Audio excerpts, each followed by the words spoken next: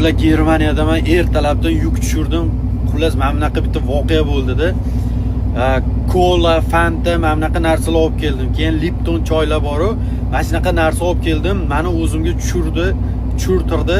Ular tushirayotgan paytimda eng oxirgi anu paddom qolganida, paddomni tushirayotganda menga shundoq anu selli turadi-yu, butun salapanni yirtib, mana bundoq qo'li bilan yirtib, aytayaptiki menga anuni ikkita ichidan kam chiqyapti deb, meni bo'ynimga xullas anu narsani ilmoqchi. Keyin men videoga olib, o'zimni anu menejerimga video olib tashladim. Xullas, mana rus tilida bitta ko'ringlar.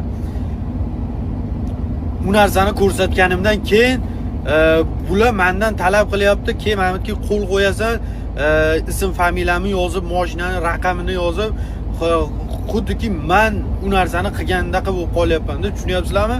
Bu yerda qanaqadir maxinatsiya ketyapti. Chunki anu salapan butun turibdi-da, qo'li bilan mana bundoq yorib turib, meni bo'ynimga ilyapti.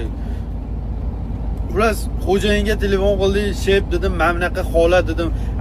Bir oz kallasini oldisangiz bilan unga ayirib bo'lib tashlayman naqo'y. Bularda dedim. Germaniyada ham xitrjopalar bor, anu ruskiy traditsiya bu yoqda ham bor. Bularda ham xitrjopaliklar bor. O'sha ko'pchilik aytadi, oylikda aldamasdan vaqtida beradi. Rosa bular ham mana shunaqa anu xitrjopalari bor bularda ham. Ehtiyot bo'laverasizlar. Bular ham anu shopirni bo'yinchasiga shtrapchani ilgisi keladi.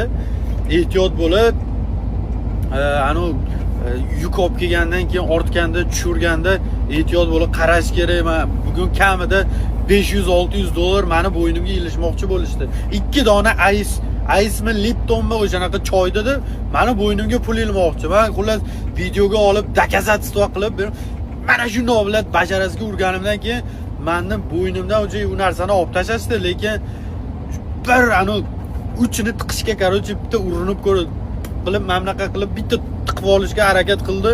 Ba'da tog'ani bilasizlar. Tog'aniga bilan tizada yuradi. Ularga bas xullas, ularga bas. Yedirish olmaydi bizni. Inshaalloh. Xudoni xohishi bilan. Atay, ja unaqa aqllimiz demoqchi emasman, ehtiyot bo'laverasizlar. Jigarlar, men Germaniyada hali ham yo'lda ketyapman.